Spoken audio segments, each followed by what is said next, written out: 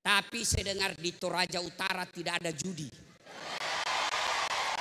Alhamdulillah, bangga kami. Tidak ada. Siapa bilang di Toraja Utara banyak judi? Tidak ada. Itu dulu. Sekarang dibawa ke pemimpinan Kapolres baru, jangan kau coba-coba.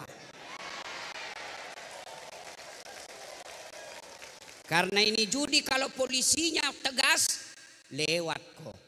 Tapi kalau dia bilang gampang. Tapi saya dengar Pak Kapolres ini tegas soal judi. Pak, kalau Bapak tidak bisa kasih makmur masyarakat Tanah Toraja dengan kasih uang, kasih penegakan hukum yang tegas. Itu baru hebat.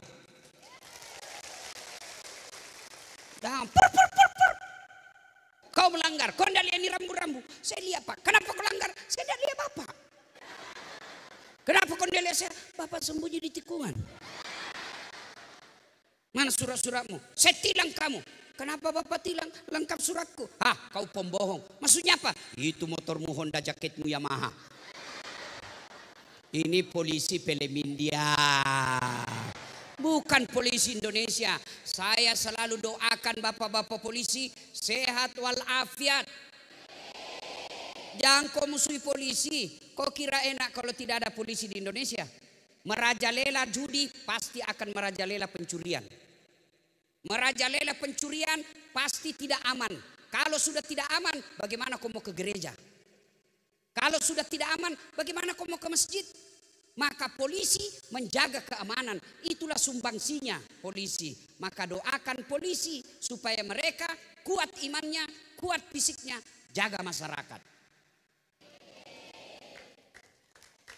Insya Allah kita tidak akan mati dalam keadaan berjudi. Insya Allah kita tidak akan mati dalam keadaan mabuk. Balok. Mabuk setengah, pergi naik motor. Bayangkan kalau orang mabuk setengah naik motor, tiang listrik nak kira aspal. Pak, mati kafir kau bos. Saudara-saudaraku kaum Nasrani, tunjukkan saya dalam Bible atau Alkitab yang membolehkan minum khamar. Ayo tunjukkan saya. Mana Injil yang Anda baca yang membolehkan minuman khamar? Tunjukkan saya. Tidak ada. Semua agama melarang itu khamar. Kenapa? Merusak akal sehat. Maka insya Allah kita orang Islam tidak boleh dalam keadaan khamar. Mati kafir kok. Itu ayat, itu makna itu ayat. Insya Allah kita tidak akan mati dalam keadaan berzina. Pergi Makassar, selingkuh. Oh male, selingkuh. Lobe mi, motogi selingkuh. Makan obat kuat. Lagi di atas serangan jantung. Mati kafir kok. Insya Allah kita tidak akan mati judi. Insya Allah kita tidak akan mati mabuk. Insya Allah kita tidak mati dalam keadaan berzina. Tapi yang bisa membuat kita mati kafir, hubbi aklil haram, suka makan haram. Salah satu diantaranya menerima serangan fajar pil caleg dan pilkada. Kau tepuk tangan, nah kau semua pelakunya.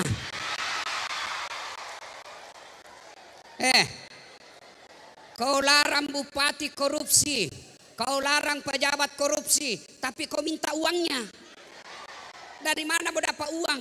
Gajinya bupati lebih banyak gajiku dari YouTube dari gajinya bupati. Tapi kau minta kalau selesai ke pilkada tim sukses, Pak. Itu semua rusak. Ini pilkada kali ini, pilcaleg kali ini pilkada yang paling jorok dan paling banyak sogok menyogok. Bagaimana orang mau jadi anggota DPR yang baik? Kau minta warna piro? Bos, dengarku ini. Kalau orang korupsi 70 juta, 70 miliar, 100 miliar masuk neraka, seimbang je bos. Di dunia nikmati 100 miliar. Mobilnya bagus, rumahnya mewah, makannya enak, keluar negeri keluyuran. Tapi kalau 300.000, jangan kau ketawa, kau semua ini pelakunya. Nah biar majelis taklim juga masogok. 300.000 kau disogok, kau pilih orang. Sekarang betul-betul pilkada ini hilang akal sehat dan kekeluargaan. Saudaranya tidak mau pilih gara-gara apa? Sudah bertahun-tahun bertetangga, bersahabat. Pilkada, pilcaleg temannya tidak masuk, kasihan calon, tidak nak kasih uang, tidak nak pilih temannya yang sudah bertahun-tahun bersahabat. Siapa nak pilih? Yang kasih 300.000. Jangan kau ketawa, saya serius ini. Bu, dengar ini bu ya, bapak yang dengar ini. Kalau kau terima itu uang serangan fajar pilkada, pilcaleg, itu artinya kau tutup masa depan anakmu yang jujur, yang cerdas, yang pintar, jadi anggota DPR, jadi bupati. Kenapa? Karena hanya orang kaya yang bisa jadi anggota DPR. Tapi coba kalau kau tidak ada mau menerima anggota DPR, maka siapapun bisa jadi anggota DPR. Kenapa? Tidak perlu bayar. Sekarang bayar puluhan miliar, jadi bupati sampai 100 miliar. Bupati 100 miliar, 200 miliar, berujung diperiksa dan dipenjara KPK. 100 miliar uangmu masuk neraka, itu miaslina beleng-beleng. Coba saya Pak Bupati punya uang 100 miliar, saya pakai kawin lagi.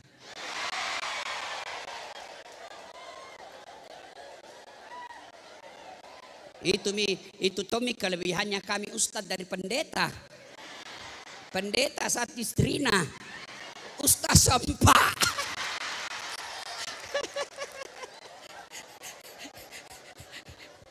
Tapi saya tidak berani, Pak Bupati tidak berani saya.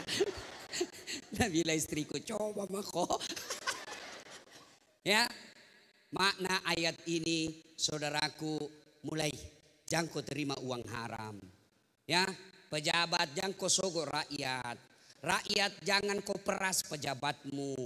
Ya, kalau kau tidak peras pejabat, rakyat tidak minta uang, insya Allah mereka bekerja dengan tulus. Tapi karena belum dipilih kau sudah minta, akhirnya terpilih. Apa prinsipnya? Kembali modal dulu. Ini makna ayat, jangan kamu mati kecuali dalam keadaan beragama Islam. Wa qala idzan bismillahirrahmanirrahim. Ya ayyuhalladzina amanu dkhulu fis-silmi kaffatan wa la tattabi'u khutuwatis syaitan innahu lakum aduwwum mubin. Wahai orang-orang yang beriman, masuklah engkau ke dalam Islam secara sempurna. Bukan Islam pencitraan, bukan Islam politik, bukan Islam pilkada, bukan Islam pilcaleg.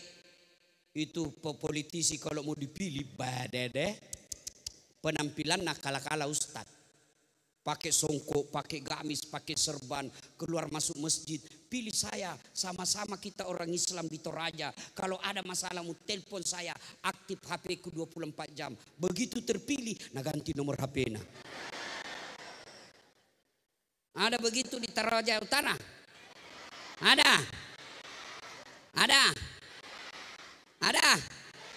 Tidak ada. Pak, jujur ini. Saya ini selalu calamat tabligh akbar. Memang beda sebelum pilcaleg dan setelah pilcaleg. Kalau sebelum pilcaleg itu calon anggota DPR biar diundang datang, tidak diundang datang tongi duduk di depan. Sekali terpilih tidak ada lagi. Tapi di Toraja Utara tahu ini semua hadir ya Pak. Iya Pak. Kemarin malam saya ceramah di ulang tahun kabupaten, salah satu kabupaten Kalimantan Selatan. Dari 35 anggota DPR-nya, satu yang hadir. 35, satu saja yang hadir. Padahal ulang tahun kabupaten di Toraja Tawa, Toraja Utara. Halal bihalal anggota DPR-nya hampir lengkap. Ini makna halal bihalal, Masya Allah. Mudah-mudahan Bapak Ibu yang hadir ini terpilih lagi 5 tahun yang akan datang. Wa qala dan bismillahirrahmanirrahim. Innallaha wa malaikatahu yusalluna 'alan nabi. Ya ayyuhalladzina amanu sallu 'alaihi wa sallimu taslima. Sesungguhnya Allah dan para malaikatnya berselawat kepada Rasulullah Muhammad sallallahu alaihi wasallam, maka wahai orang-orang yang beriman, berselawatlah kalian kepada Rasulullah dengan sebaik-baik salawat. Sadaqallahul azim, maha benar Allah dengan segala firman-Nya. Bapak Ibu saudara-saudara sekalian, teristimewa yang kita hormati Bapak Bupati dan Wakil Bupati Tanah Toraja Utara, kemudian yang kita hormati para ulama, Bapak Porkopinda, Pak Dandim, Pak Kapolres, Pak Sekda, Ketua Pengadilan Agama, dan terkhusus tamu spesial kita, Om John Palinggi. Masya Allah. Takut juga sama istrinya beliau, jangan banyak bicara biar banyak warna. Nah ibu bapak saudara-saudara sekalian, waktu ringkas. Suatu kali Nabi tanya, Om John, Nabi tanya ini sama sahabat, atadruna anil muflis. Saudara-saudara sekalian, kau tahu enggak siapa yang bangkrut nanti di akhirat? Tahu jaki semua bangkrut ibu toh? Tahu bangkrut toh? Sosoi. Toh? Sahabat bilang, yang tidak sholat ya Rasul. Oh dia sholat, bahkan sholat sunnahnya baik. Yang tidak puasa Ramadan ya Rasul. Oh dia puasa Ramadan, Senin Kamis juga dia kelaksanakan. Oh yang tidak bayar zakat ya Rasul, dia bayar zakat, harta dan fitrahnya dia keluarkan zakatnya. Yang tidak haji ya Rasul, dia haji, bahkan selalu pergi umroh. Wih, sahabat bertanya, kalau begitu siapa yang berbangkrut ya Rasul? Nabi menjawab, jarusu wahatiur rahim, tetangga yang jahat sama tetangganya dan yang memutuskan tali persaudaraan. Sahabat heran, ya Rasul, bagaimana dia bisa bangkrut? Dia sholat, dia puasa, dia zakat, dia haji, kok bisa bangkrut? Nah bagus ini amalnya. Kata Nabi, hablum minallahnya memang baik, hubungannya kepada Allah memang bagus, tapi sayang hubungannya kepada manusia jelek. Akhirnya nanti di akhirat habis amalnya untuk membayar dosanya kepada manusia. Nabi lalu melanjutkan lagi. Ketika dia setor sholatnya, ya Allah ini sholatku 30 tahun tidak pernah lepas. Datang tetangganya, tunggu dulu. Saya pernah satu kantor itu di Toraja Utara. Nah fitnah kak, kasihan. Katanya mobilku hasil korupsi. Akhirnya saya tadi kepala dinas dinonjobkan menjadi staf ahli. Ahli yang tidak ada stafnya. Tadi saya kepala dinas, karena fitnahnya saya korupsi, saya menjadi staf ahli. Tidak ada kerjaku kecuali pergi ngopi pagi-pagi. Gara-gara fitnahnya ini. Lalu Allah berfirman, kalau begitu ambil sholatnya itu yang 30 tahun. Sudah berapa habis amalnya bu? Sholatnya sudah habis tuh 30 tahun. Datang lagi tetangganya, tunggu dulu. Saya juga pernah itu tetangga, sama-sama kak macale. Nah fitnah kak, katanya anakku yang keriting rambutnya bukan anaknya suamiku. Karena suamiku lurus rambutnya. Nggak percaya, suamiku orang Toraja kenapa mukanya seperti Cina? Itu Pak Bupati lihat kok. Gara-gara fitnahnya itu habis, saya sudah jual tedong, sudah jual sawah, jual rumah, macale, habis kasihan hartaku gara-gara fitnahnya itu. Allah bilang ya sudah, kalau begitu ambil puasanya. Sudah ibu, habis sholatnya itu, habis puasanya. Ya store lagi, ya Allah ini zakatku. Datang lagi tetangganya, tunggu dulu. Pernah kak bertetangga itu? Nah seroboi pagarku. Nah ambil tanahku 30 cm. Gara-gara tanahku diambil 30 cm, saya tidak punya got. Setiap hujan pasti masuk banjir rumahku. 30 tahun saya menderita kebanjiran gara-gara dia ini. Saya mau lapor temannya polisi. Saya mau lapor sepupu polisi. Pasrama. Allah berfirman, oh jelek tuh sifatnya ini. Sudah, ambil itu puasanya, ambil zakatnya. Habis nih, sholat habis, puasa habis, zakat habis. Nah setor hajinya, ya Allah ini hajiku. Datang lagi, tunggu dulu. Pernah tau nggak fitnah itu? Nah sakiti kak, nah usir kak orang gara-gara dia itu. Nah bilang, ambil lagi. Oh masih ada, bu, sudah habis sholat, habis puasa, habis zakat, habis haji, masih ada orang yang datang. Saya juga pernah disakiti itu. pencemaran nama baik. Saya melapor tidak diterima laporanku. Saya malu satu kampung, saya tinggalkan kampung halamanku gara-gara kelakuannya itu. Nabila yang tadi banyak amalnya. Tuhan, bagaimana caranya ini? Nah habis mi amalku kasihan. Agaman pugau iya kasih dek, nagagamal aku. Ternyata orang Bugis.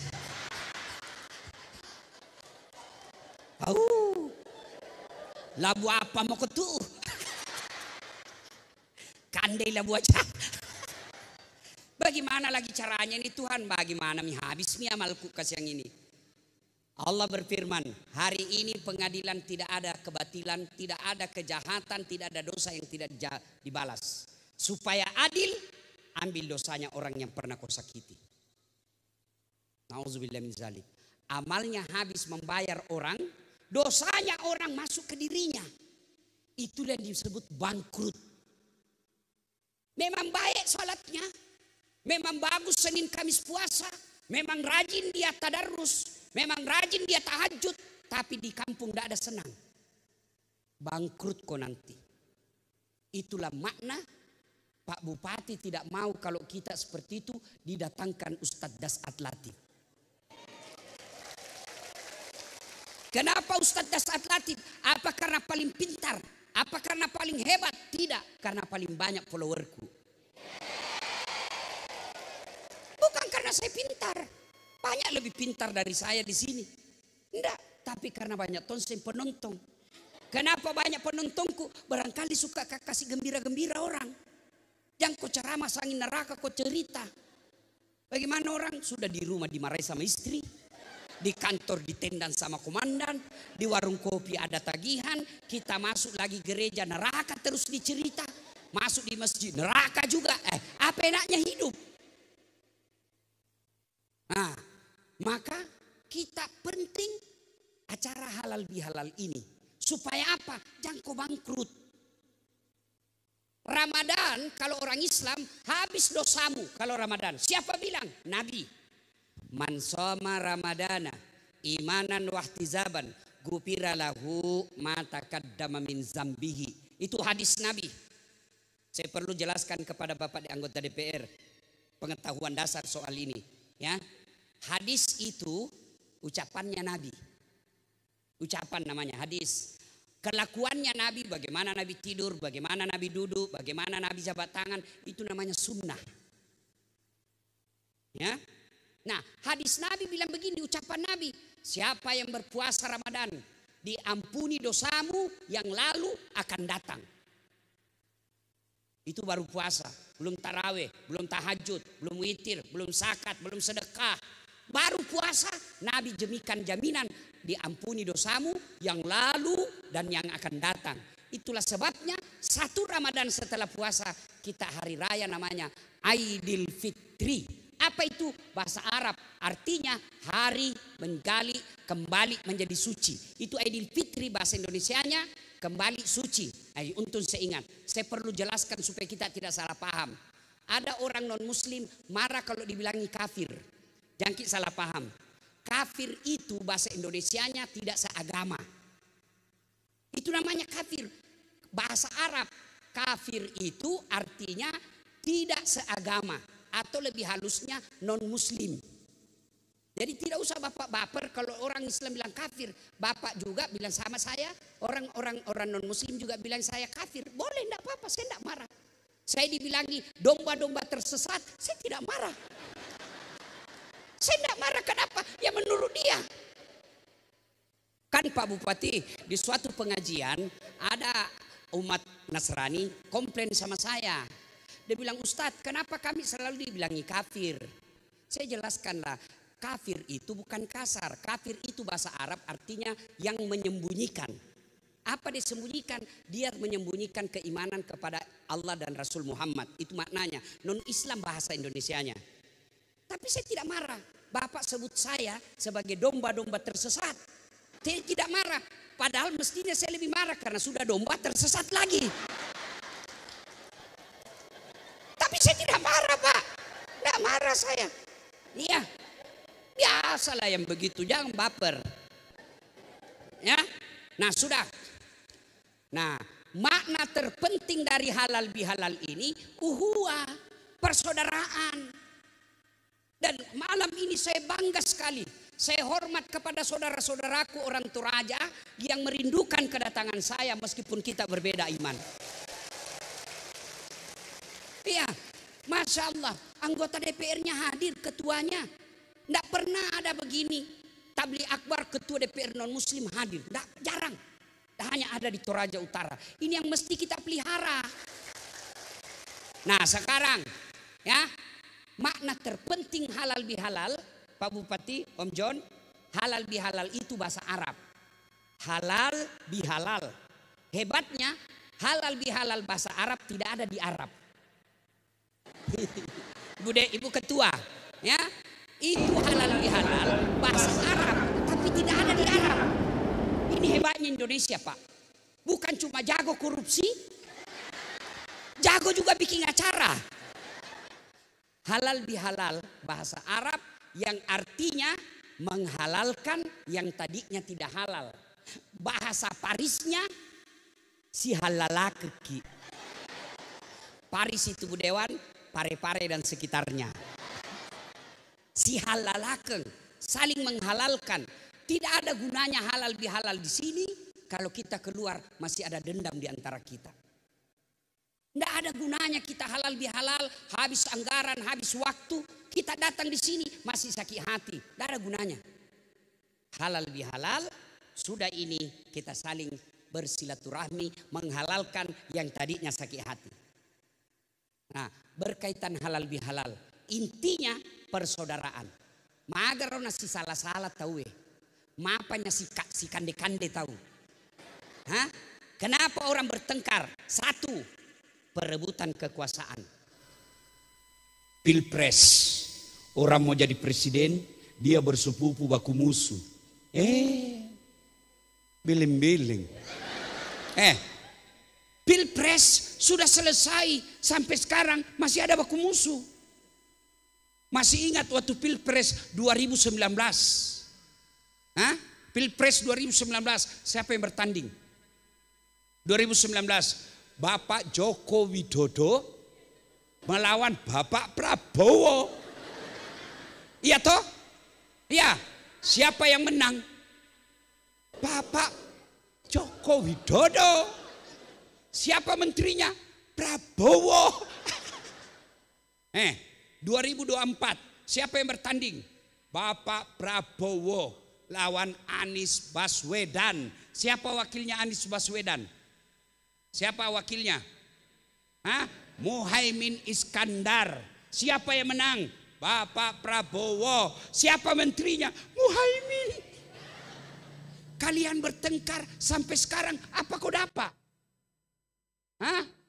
Kalau tim sukses baku cambo, wajar mau jadi menteri.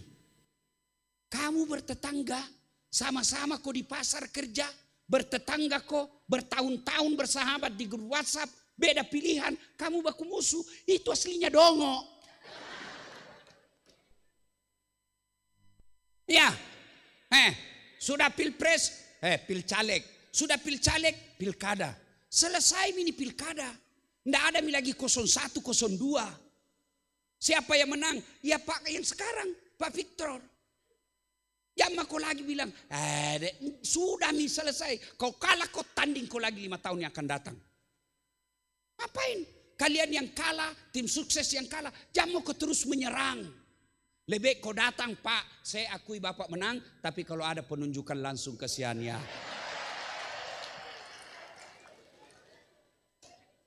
Iya begitu.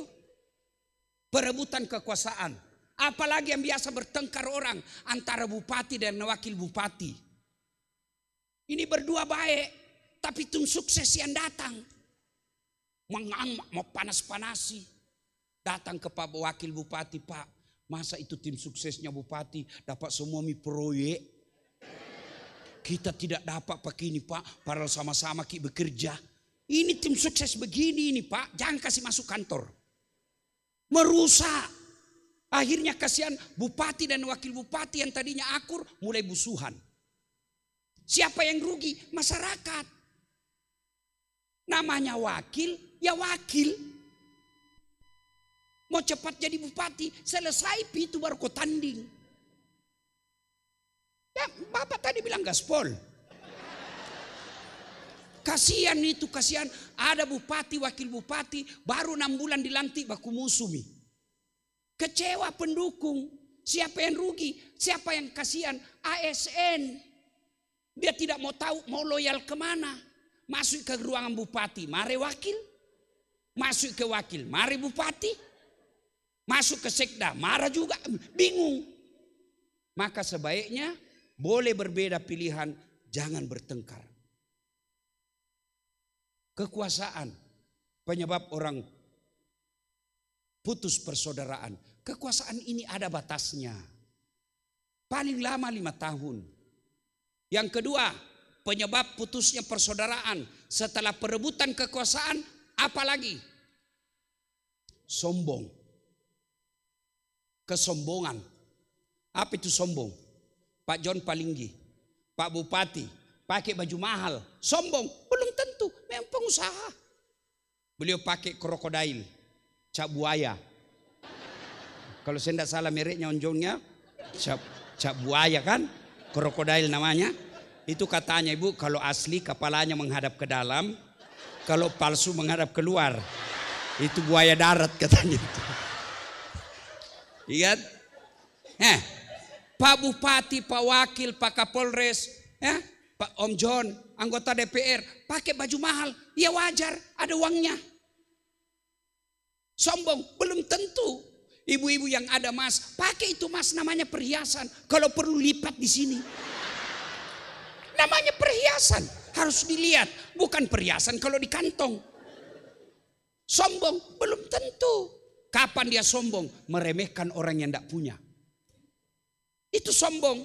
Pak Bupati pakai baju, pakai sepatu mahal. Sombong? Belum tentu. Rezekinya orang. Jangan kau cemburu. Nanti dia sombong kalau dia bilang, Dasad, ini sepatuku Louis Vuitton. Ini harganya Ustadz 30 juta.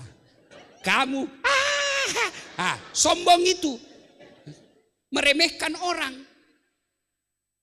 Kalau pakai mahal, pakai Pak. Itu rezeki Bapak. Tidak semua orang punya. Pakai. Yang Allah tidak senang kalau Bapak meremehkan orang susah. Itu baru sombong. Apa penyebab datangnya sombong? Kata Nabi, penyebabnya datangnya sombong itu 4 perkara. 1, bertambahnya kekuasaan. Yang tadinya rakyat biasa tiba-tiba jadi anggota DPR. Jangan kau sombong saudara. 5 tahun saja. Kalau terpilih lagi, alhamdulillah. Kalau tidak, wabillahi taufiq wal hidayah. Ada tong itu anggota DPR mau sombong. Dede. Wakil Jakobos. Namanya wakil. Wakil. Iya toh. Jangan sombong. Mana anggota DPR yang sombong? Yang tidak mau menerima aspirasi rakyat. Itu sombong. Kalau dia pakai barang mahal, silahkan. Yang penting jangan gara-gara uang mahal itu Bapak tidak datang reses. Atau datang tapi tanda tangan palsu.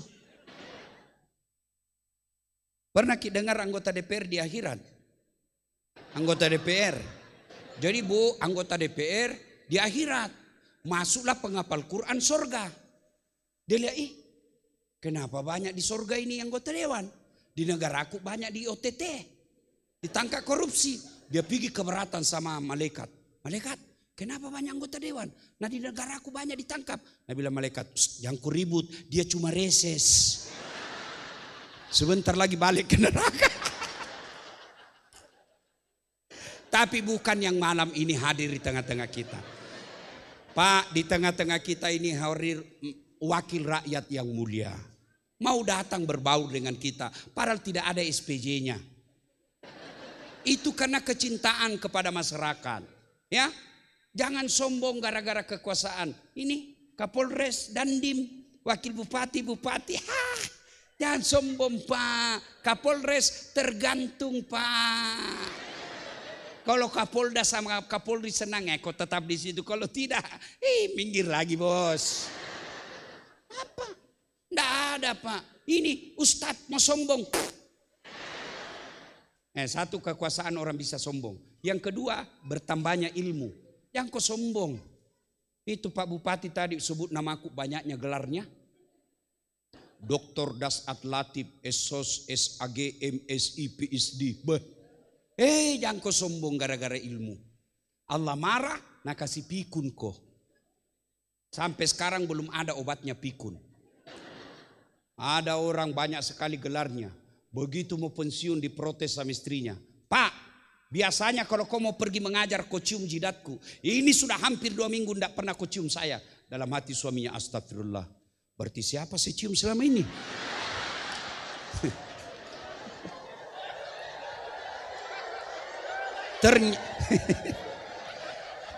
Ternyata pembantunya dia cium. Apa kau mau sombong? Ada ustadz sombong, ada ustadz sombong, banyak. Mana yang tidak mau menerima perbedaan pendapat? Ada itu ustadz seolah-olah dia panitia hari kiamat. Masuk neraka, kau punya neraka. Ceramahnya mulai salam pertama sampai terakhir neraka terus dicerita.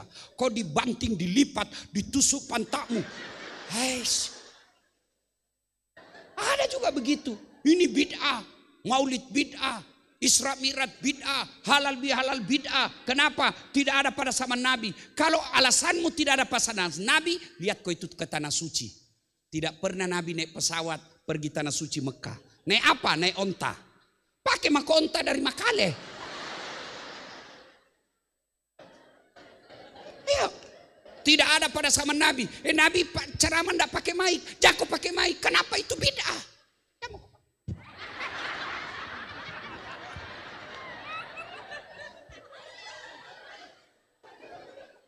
Masukku saya toh. Kalau berbeda pendapat kau, silakan lakukan apa yang kamu percaya. Jangan kau hina orang yang tidak sepercaya dengan kamu. Jangan kau hina Tuhan-Tuhan orang. Jangan kau hina cara beribadahnya orang. Masing-masing punya. Kalau kau hina Tuhannya orang, kau hina cara beribadahnya orang, dia akan membalas. Akhirnya kita saling baku hina. Apa yang mau dicapai? Dalam dakwah Islam saja itu, sholat aja sudah kita ditunjukkan banyak berbeda. Maka kalau ada ustadz tidak mau menerima perbedaan, pasti itu ustadz jarang baca buku. Coba Maki. Saya kasih lihat kau contoh Pak Bupati. Itu orang kalau sholat selesai takbir, macam-macam meletakkan tangannya. Allahu Akbar. Begini pertama. Itu ada dalilnya? Ada. Allahu Akbar. Ada begini. Antara dada dengan pusat. Yang ketiga, Allahu Akbar. Di atas pusat. Allahu Akbar. Di bawah pusat. Porno lagi nih ibu ini. Bukan di bawah sekali. Yang kelima, Allahu Akbar, lurus. Itu ada semua dalilnya. Mau kau begini silahkan. Allah tidak lihat kau mau bagaimana. Mau begini silahkan, sah. Mau begini silahkan. Mau begini silahkan. Mau begini juga silahkan, sah. Yang mana tidak sah Ustaz? Kalau kau pakai semua. Allahu Akbar.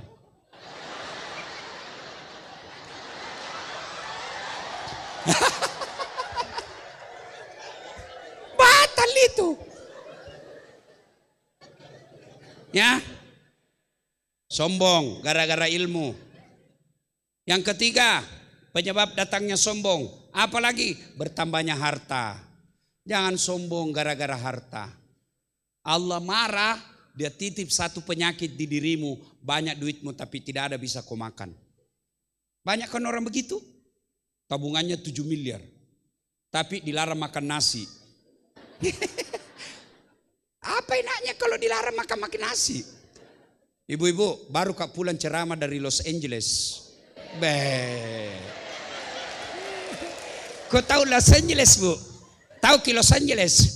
Butuh kabobon terus.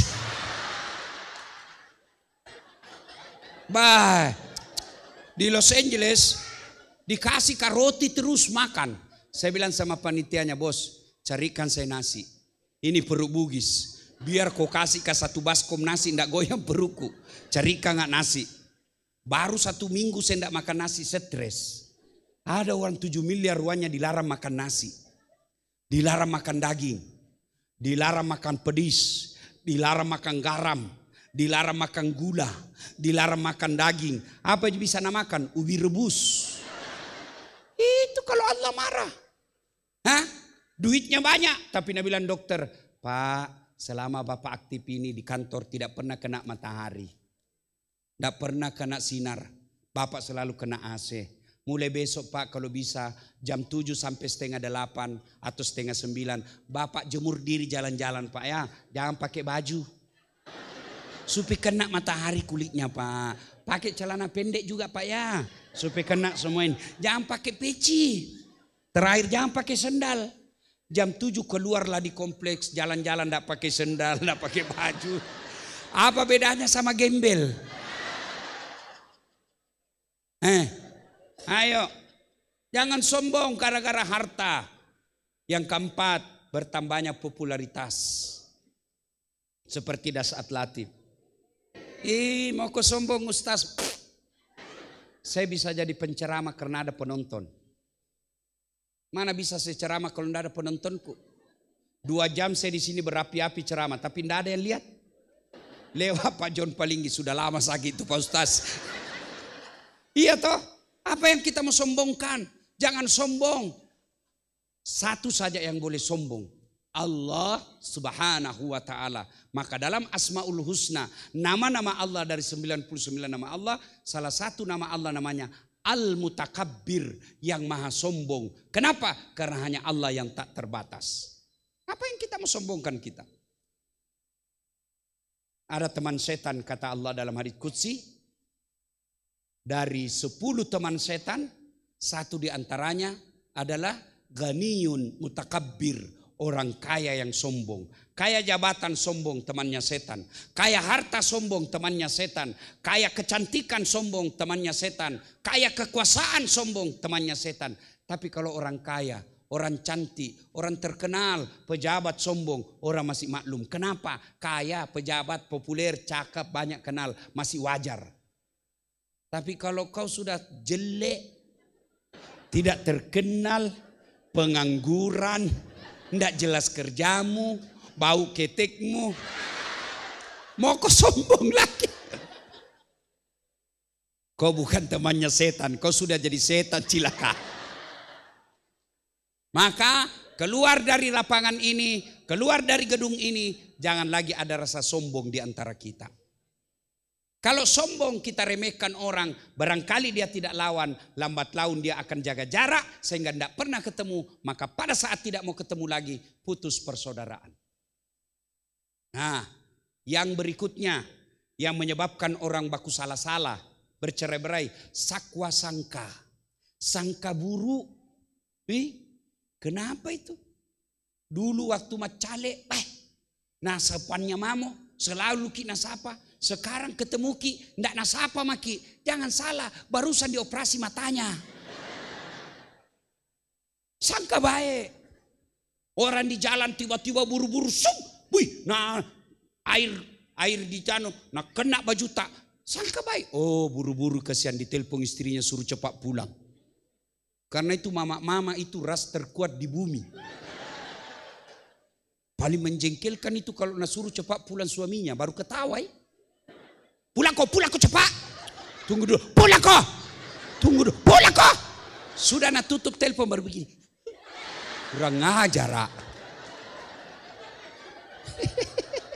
Ibu-ibu pasti pernah begitu toh. Kok kira nak jadi laki-laki? Lain kali dibahas ini. Nah ya, Bapak saudara-saudara sekalian.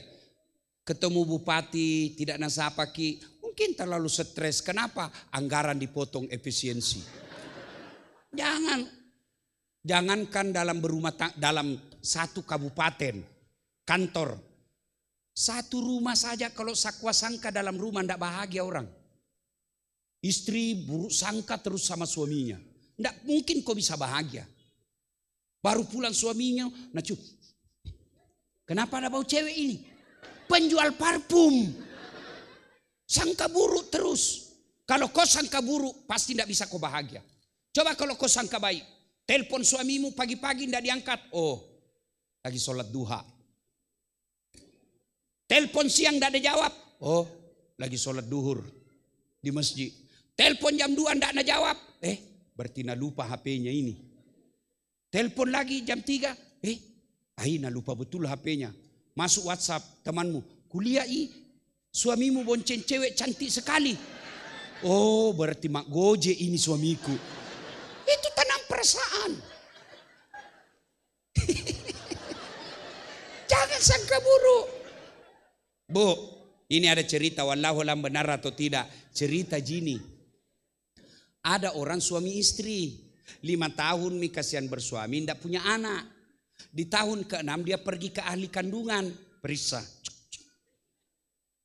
Nah bilang dokter, oh alhamdulillah ibu sudah terlambat 2 bulan. Baik, senang suami istrinya. Nah telepon suaminya, Pak, alhamdulillah saya sudah terlambat 2 bulan. Kata suaminya, alhamdulillah. Tapi tolong jangan cerita bu ya, malu kita kalau tidak jadi lagi. Iya Pak, rahasia bersama. Iya jangan cerita-cerita ya, iya rahasia bersama.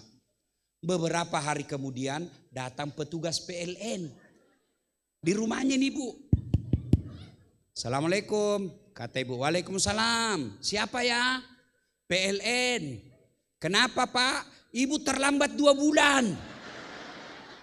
Oh langsung sakwa sangka curiga sama suaminya. Kenapa bisa dia tahu ini? Pasti ini lagi si genduk. Langsung tidak ada sebut namanya. Genduk langsung sebut. Pasti inilah genduk lagi cerita. Datang suaminya capek cari nafkah. Baru buka. Kata suaminya, assalamualaikum sayang. Apa sayang-sayang? Memang kau pembohong. Apalah? Kenapa itu PLN tahu saya terlambat 2 bulan? Pasti kau kasih bocor. Bukan saya, demi Allah. Bukan kau kan pembohong. Suaminya jengkel juga. Dia datang ke PLN. Ada apa kau tahu istriku terlambat 2 bulan? Dia bilang ini Pak ada catatannya. Ada apa kau catat-catat? Hapus itu. Dia bilang boleh dihapus tapi Bapak bayar dulu. Kalau saya tidak mau bayar, ya terpaksa punyanya Bapak diputus. Kalau punya aku diputus, apa nak pakai istriku di rumah? Nah bilang ya terpaksa pakai lilin.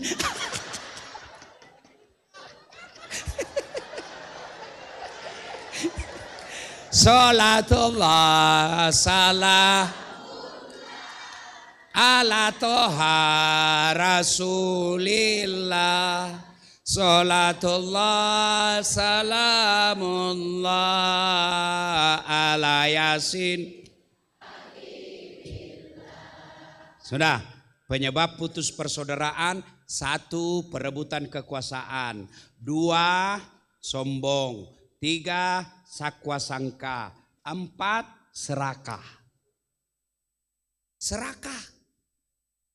Itu serakah lebih bahaya dari pelit. Kalau pelit tidak mau diambil uangnya.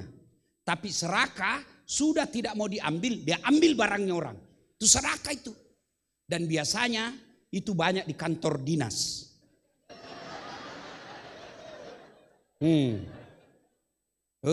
Hati-hati Pak. Pak Bupati, mumpun saya ingat ini. Hati-hati milik kepala dinas Pak.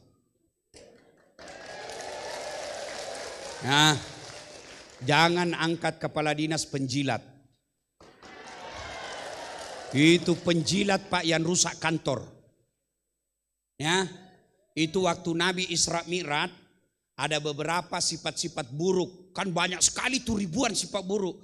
Kenapa hanya belasan yang Allah perlihatkan? Karena sifat buruk belasan itu yang bahaya. 1 diantaranya penjilat.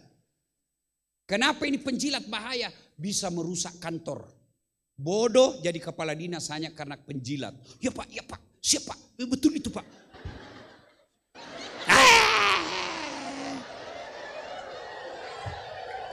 Jangan mau.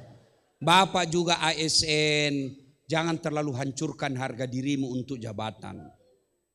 Kamu doktor, kamu sekolah menjadi sekolah tentang pemerintahan. Di depan anak dan istrimu seolah kau tidak punya lagi harga diri. Pak, ada anakmu kasihan, bagaimana perasaannya itu anakmu lihat bapaknya seperti tidak punya harga diri. Kamu tampil berdiri tegak di depan anakmu supaya anakmu bangga punya bapak. Ini menjilat. Orang Bugis, ini mani puang iye. Sudah, jangan pilih mereka Pak. Bapak kalau mau sukses memimpin, pilih pegawai yang betul-betul kompeten. Ya.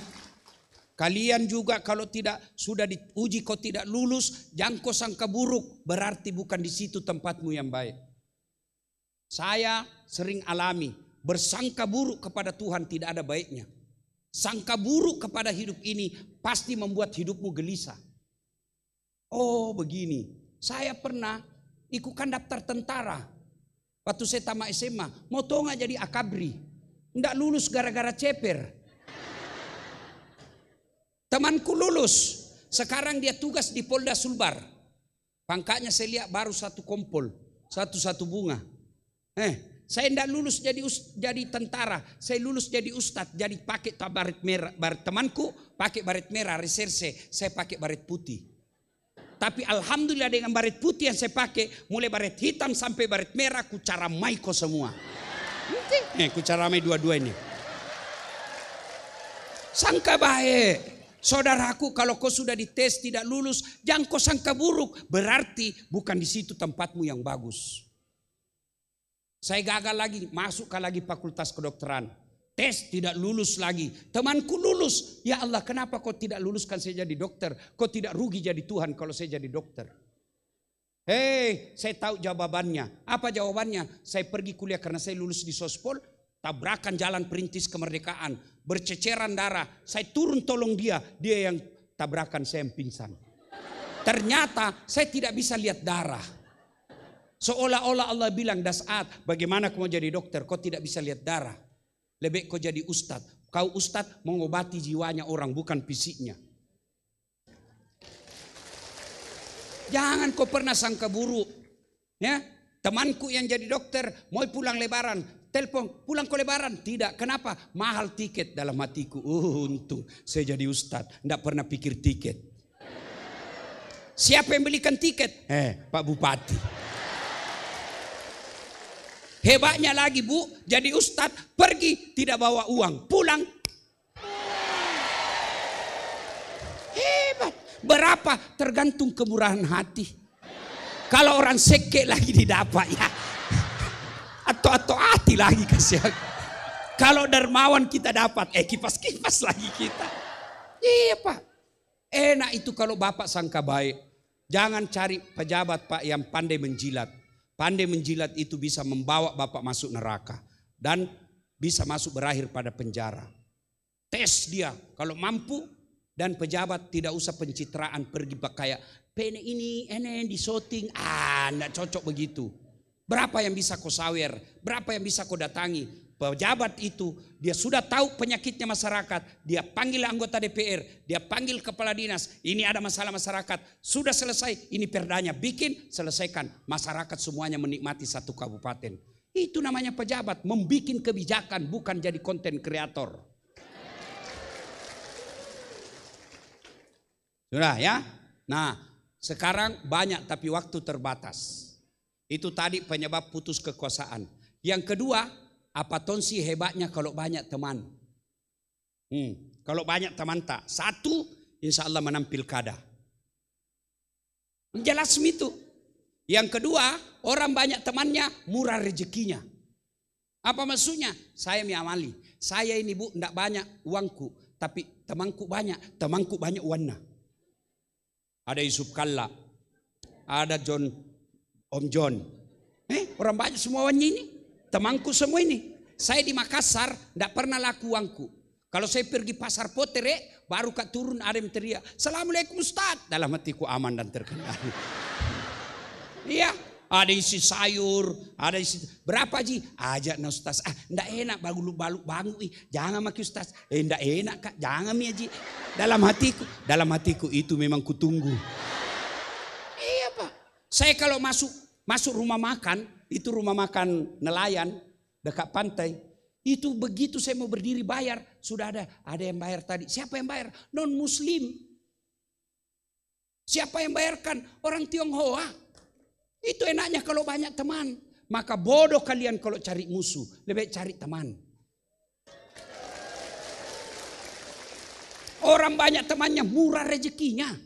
Saya berdoa, ya Allah bukakan rezekiku. Tidak mungkin uang datang dari langit-langit masjid. Itu film karton itu. Tapi dari mana uang? Dari tangan-tangan manusia. Maknanya makin banyak temanmu, makin banyak uang yang datang melalui tangannya. Yang kedua, yang ketiga. Orang yang banyak temannya, insya Allah panjang umurnya. Apakah panjang umur 150 tahun? Tidak. Panjang umur adalah meskipun sudah meninggal orang masih kenang kebaikannya. Sebelum saya lupa, Pak Bupati, anggota dewan yang saya muliakan.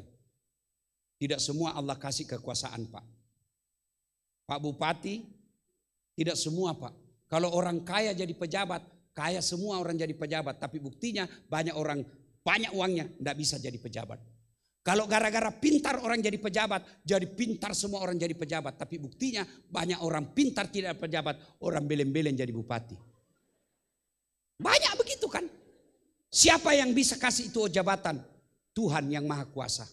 Maka manfaatkan Pak Bupati, Pak Wakil Bupati, anggota DPR, manfaatkan untuk berbuat baik kepada masyarakat. Rugi Bapak kalau tidak berbuat baik. Bapak Bupati, Bapak Kapolres, Pak Dandim jauh lebih gampang masuk surga daripada ulama. Kok bisa? Saya ceramah, ayo adik-adik sekalian, jangan judi. Apa anak muda marah nak kasih kempes bawa mobilku. Iya toh? Tapi coba kalau Kapolres, tidak boleh ada judi di sini. Berhenti orang judi Pak. Kenapa? Punya kekuasaan. Saya teriak, jangan minum hamar, jangan mabok-mabok. Malah mabok di depanku. Tapi bupati bikin perda, peraturan minuman khamar, hilang itu hamar Pak. Itulah keliru kalau orang punya kuasa tidak digunakan masuk surga. Dan Bapak insya Allah kalau seorang bupati jauh lebih cepat masuk surga daripada ulama. Kok bisa? Nanti kalau Nabi bilang malaikat, ulama Toraja Utara masuk surga. Masih antri itu? Banyak. Ulama NU, ulama Muhammadiyah. Oh banyak. Ulama kecamatan. Banyak, masih ratusan orang antri. Tapi kalau malaikat bilang, Bupati Tanah Toraja Utara masuk surga. Bapak santai sendiri. Tidak ada teman Bapak, sendiri Bapak. Maka keliru Bapak-bapak anggota dewan, para Forkopimda kalau tidak menggunakan kesempatan berbuat baik untuk rakyat. Bikin sedekah. Sedekah itu memanjangkan silaturahmi. Apa sedekahnya Bapak? Itu kerja yang bagus. Itulah sedekahnya. Panjang umurnya. Maksudnya apa? Meskipun kekuasaan anggota DPR 5 tahun. Tapi Bapak bikin perda yang baik. Selama perda itu diamalkan. Itu umurnya Bapak masih dikenang meskipun sudah dalam kubur. Tapi kalau orang tidak baik sifatnya Pak. Cepat mati. Jangankan hidup. Jangankan mati. Masih hidup saja orang doakan kisial. Lewat mobil tanah doakan kita tabrakan lalu, tabrakan. Itu Pak, itu ditangkap lalu, ditangkap. Itu. Maka orang yang banyak temannya panjang umurnya. Nah Bapak Ibu Saudara-saudara sekalian, poin ketiga. Setelah penyebab putus silaturahmi, orang era silaturahmi banyak keutamaan. Yang ketiga, bagaimana cara menyambungkan yang sudah terlanjur putus. Satu, halal bihalal. Begini caranya. Inilah halal bihalal. Caranya apa? Kalau muslim jabat tangan. Pertama, jabat tangannya. Bagaimana kalau dia perempuan bukan mahram? Ulama berbeda pendapat. Syafi'i tidak boleh. Imam Ahmad selama tidak ada nafsumu boleh. Makanya saya Pak Bupati, kalau mahasiswaku yang cewek-cewek cantik, saya tidak mau jabat tangan. Kenapa? Dia masih muda. Barang bagus. Masa Ustadz nafsu? Iya, saya manusia biasa. Ayat tidak mengatakan la taqrabus zina illa ustad, jangan dekati zina kecuali ustad. Biar ustad rusak juga. Makanya saya kalau masih ikut sih begini. Kenapa? Dia masih muda, saya juga. Dia cantik, saya tidak gagah. Lebih gagah Pak Bupati. Saya akui saya tidak gagah, tapi saya penuh pesona. Mana buktinya? Oh semua kau foto sama saya toh. Ya. Ya. Nah, jabat tangan. 2, pandang matanya. Tidaklah beradab orang jabat tangan lalu melihat yang lain. Oh iya. Oh enggak begitu Islam. Jabat tangannya, pandang matanya. Jangan juga belotot. Oh tambah berkelahi kau. Makanya yang ketiga syaratnya senyum. Cak beru ko.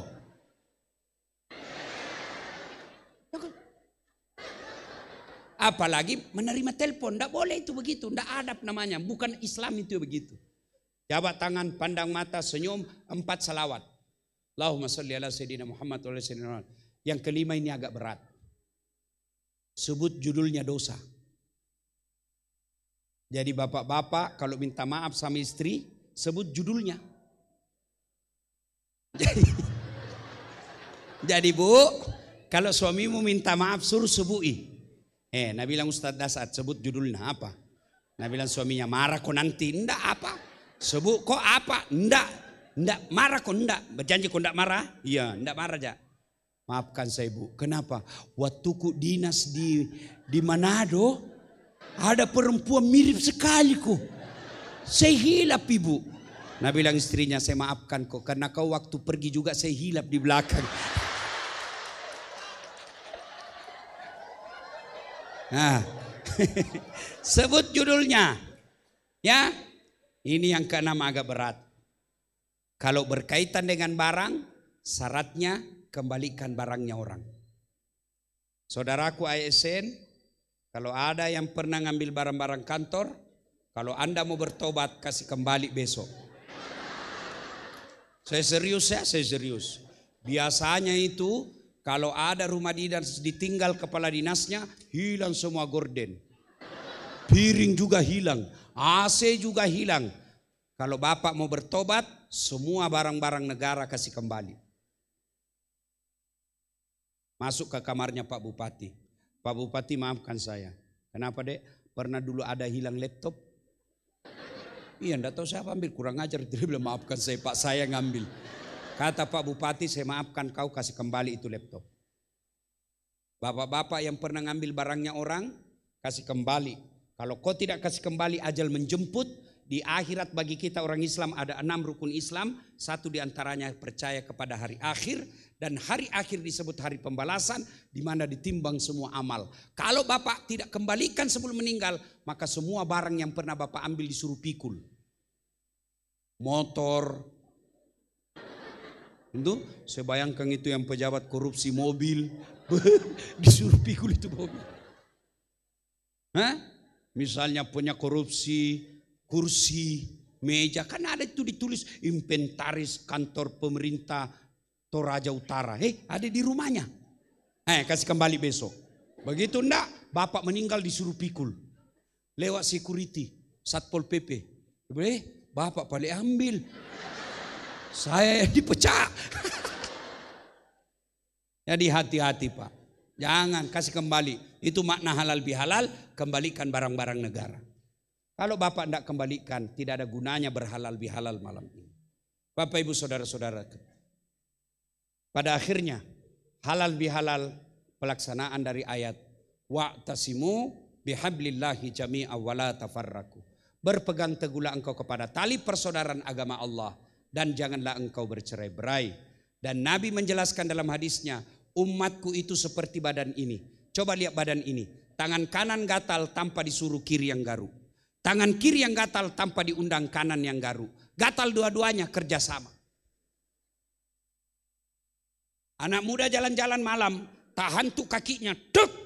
Kaki tahan tuh, semua tubuh merasakan. Pertama yang merasakan mulut. Pak dimpa. Iya toh, padahal kaki itu tahan tuh, mulut merasakan. Yang kedua, mata mencari. Yang ketiga, mulut meniup. Yang keempat, tangan mengusap. Itulah persaudaraan. Kaki bermasalah, semua ikut merasakan. Tidak ada orang tahan tuh kakinya. Jalan kok cepat, kok jalan. Iya, begitu mestinya kita di Toraja Utara. Satu sakit, yang lain ikut merasakan. Ada yang ganggu bupati kita, kita masyarakat ikut banget. Ada yang usik polisi kita, kita masyarakat yang lindungi polisi. Kalau ada masyarakat yang disakiti, kita sebagai polisi tampil membela masyarakat. Itu disebut persaudaraan. Ada orang miskin, Pak John Palinggi, bantu mereka. Ada janda-janda, selamatkan mereka. Ya kan? Selamatkan. Ada kasihan yang susah dapat kerja, orang-orang kaya buka lapangan kerja. Tidak ada orang bisa berjaya tanpa persaudaraan. Itulah makna dari ukhuwah Islamiyah, ukhuwah wataniyah, persaudaraan antar seagama, antar umat manusia, dan antar umat agama dengan pemerintah. Kalau ini kita lakukan, maka insya Allah janji Allah, walau anna ahlal qura amanu wattaqau la fatahna alaihim barakatim minas sama'i wal ar. Apabila penduduk di tanah Toraja ini, Toraja Utara ini akur, damai, tentram, maka Allah akan turunkan keberkahan dari langit dan Allah munculkan keberkahan dari dalam tanah.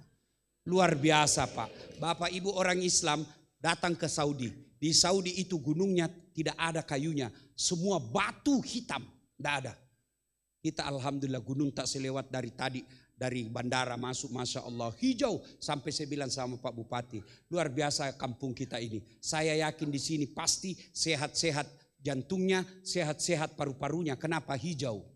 Dan matanya juga sehat. Karena hadis mengajarkan itu. Kalau mau sehat matamu sering-sering yang melihat yang hijau. Salah paham lagi Pak Om John.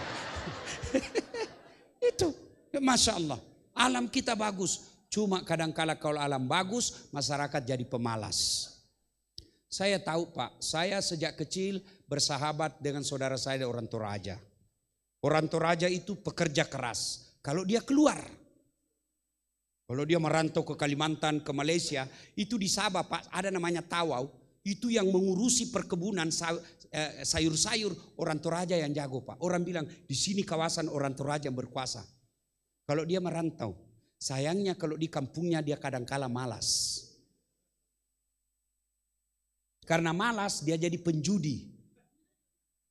Judi online. Judi online. Akhirnya yang menikmati apa? Orang sidrap. Pasobis. Ya. Maka adik-adik sekalian tanamkan jiwa Toraja. Orang Toraja itu petarung. Dan kalau dia keluar dari kampungnya, dia pantang menjadi biang kerok. Dia pasti akur dan mau bekerja sama.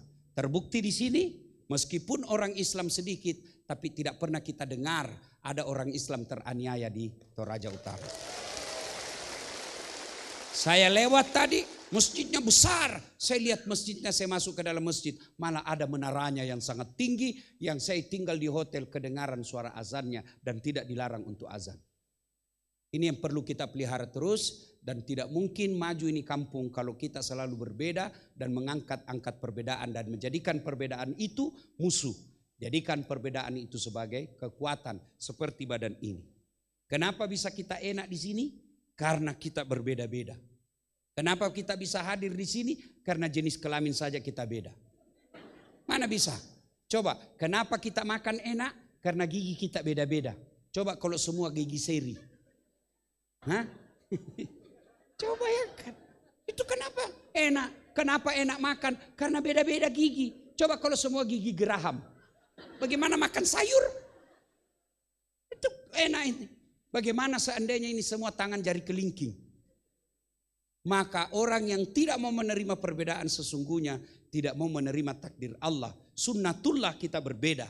Maka yang baik bukan memperbesar perbedaan, tapi menggunakan perbedaan itu sebagai kekuatan untuk maju bersama. Makna dari halal bihalal. Terima kasih. Ini saja tausiah kita. Mudah-mudahan ada manfaat. Ingin rasanya berlama-lama, tapi waktu jualah yang membatasi kita. Terima kasih Pak Bupati dengan gigi dan kerja keras untuk mendatangkan saya. Berkali-kali beliau hubungi saya tapi waktu yang tidak tepat, akhirnya hari inilah yang tepat. Terima kasih atas kehadiran Bapak Ibu anggota Dewan yang terhormat, Forkopimda, tokoh-tokoh masyarakat, terutama Bapak-Bapak Pendeta. Terima kasih atas kehadiran Bapak Ibu, mudah-mudahan ada manfaat. Lebih dan kurangnya mohon dimaafkan. Usikum wa nafsi bitaqwallah, pastabikul khairat. Assalamualaikum warahmatullahi wabarakatuh.